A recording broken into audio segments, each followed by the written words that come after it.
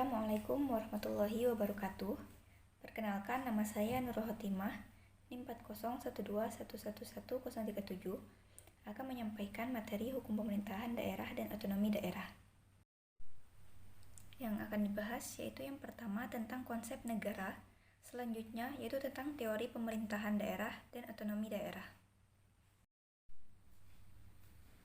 Menurut Muhammad Mahfud MD, pembagian kekuasaan ada dua macam, yakni pembagian secara horizontal dan pembagian secara vertikal.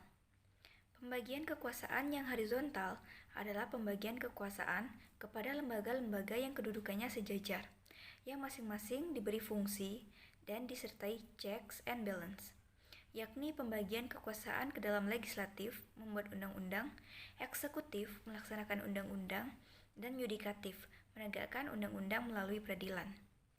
Pembagian kekuasaan secara vertikal melahirkan bentuk negara, yaitu negara kesatuan yang membagi kekuasaan antara pusat dan daerah, dan negara federasi yang membagi kekuasaan antara negara federal dan negara bagian. Dalam kajiannya, C.F. Strong memasukkan kategori negara konstitusional modern dalam bentuk yang pertama yaitu negara kesatuan, unitary state, yang kedua negara federal, federal state, dan yang ketiga yaitu negara konfederasi, confederation. Negara kesatuan ialah suatu negara yang merdeka dan berdaulat, di mana di seluruh wilayah yang berkuasa hanyalah satu pemerintah, yaitu pusat, yang mengatur seluruh daerah. Kemudian yaitu negara serikat atau federasi, ialah suatu negara yang merupakan gabungan beberapa negara yang menjadi negara-negara bagian daripada negara serikat itu. Negara kesatuan dapat dibedakan dalam dua bentuk. Yang pertama yaitu negara kesatuan dengan sistem sentralisasi. Yang kedua, negara kesatuan dengan sistem desentralisasi.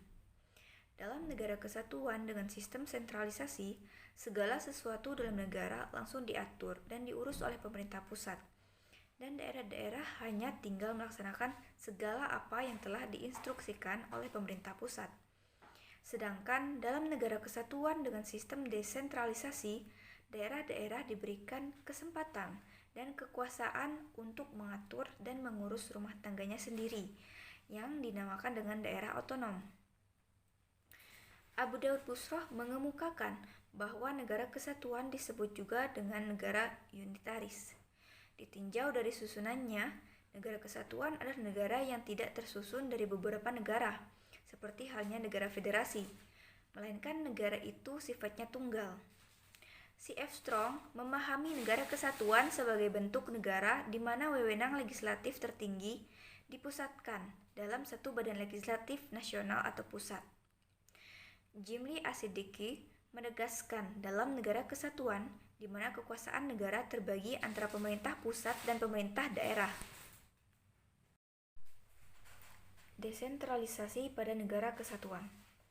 Makna desentralisasi pada negara kesatuan adalah sebagai wujud toleransi pemerintah pusat kepada daerah dalam hal pemberian kewenangan untuk melaksanakan urusan-urusan yang bisa menjadi urusan rumah tangga daerah dalam rangka penyelenggaraan pemerintah di daerah.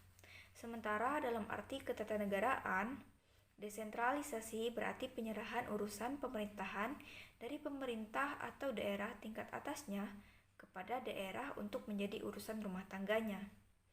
Jadi, desentralisasi adalah penyerahan kewenangan politik dan administrasi dari puncak hierarki organisasi pemerintah pusat kepada jenjang organisasi di bawahnya, pemerintah daerah. Karena jenjang hierarki yang lebih rendah, pemerintah daerah tersebut diserahi wewenang penuh, baik politik maupun organisasi, maka pada jenjang organisasi yang diserahi wewenang tersebut timbul otonomi.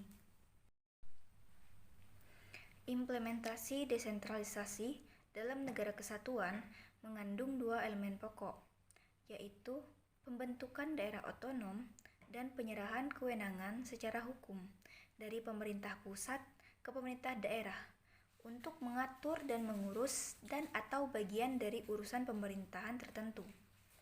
Artinya, memberikan hak untuk mengatur sekaligus mengurus kepentingan dan aspirasi masyarakat di daerah menuju percepatan pembangunan dan kesejahteraan, termasuk pembentukan daerah, tetapi tidak dimungkinkan adanya daerah yang bersifat negara.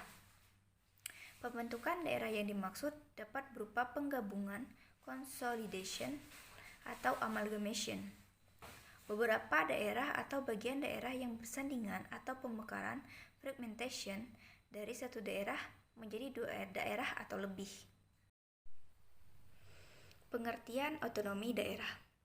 Menurut Ateng Syafruddin, otonomi daerah adalah hak, wewenang, dan kewajiban daerah untuk mengurus dan mengatur rumah tangganya sendiri, sesuai dengan peraturan perundang-undangan yang berlaku. Menurut Bagirmanan, otonomi adalah kebebasan dan kemandirian, Vrijheid dan Zelfstandigheid. Satuan pemerintahan lebih rendah untuk mengatur dan mengurus sebagian urusan pemerintahan. Menurut Kuntara Magnar, otonomi daerah adalah bagian keseluruhan dari usaha mewujudkan kedaulatan rakyat dalam pemerintahan.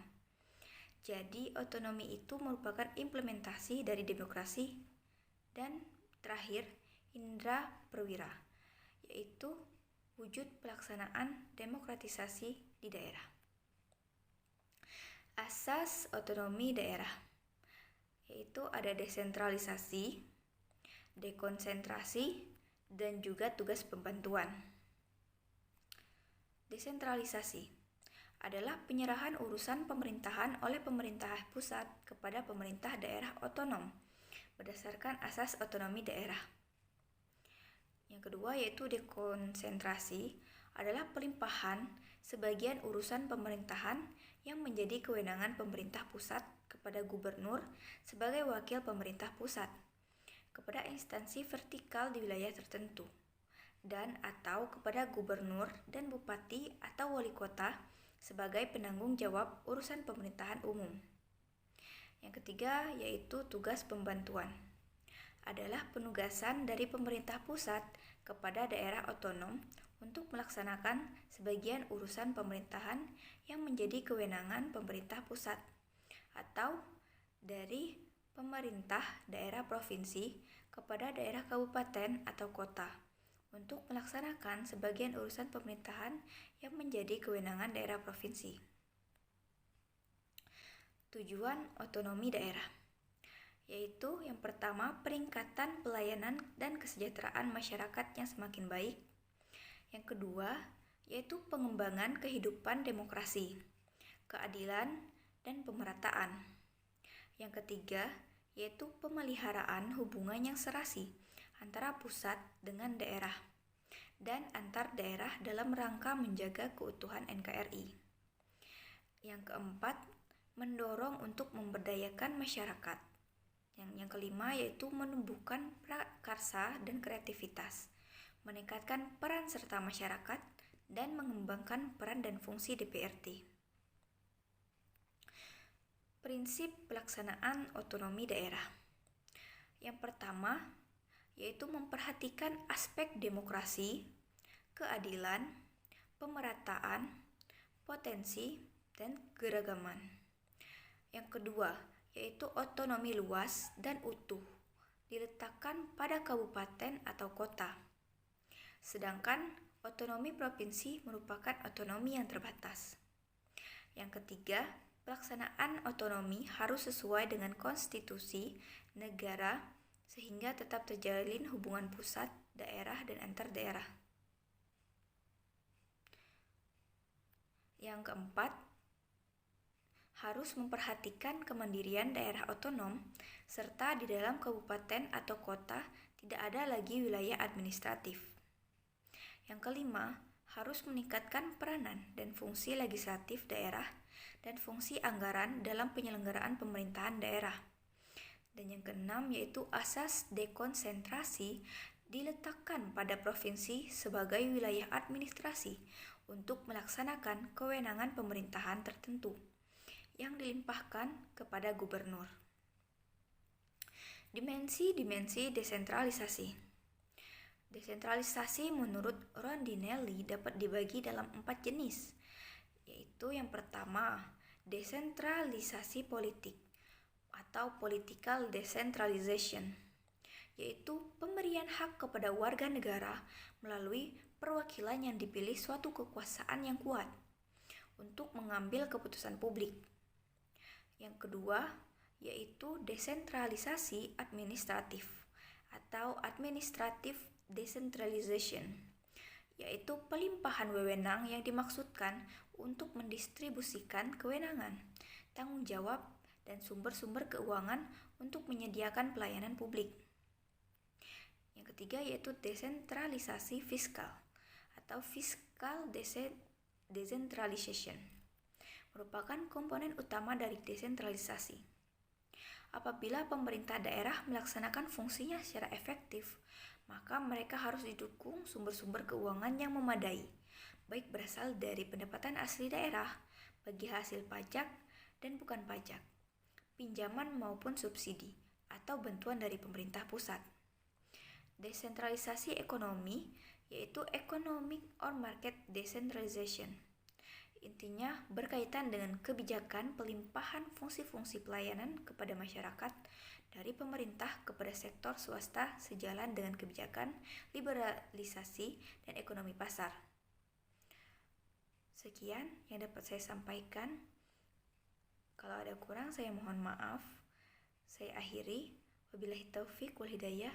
Wassalamualaikum warahmatullahi wabarakatuh. Terima kasih.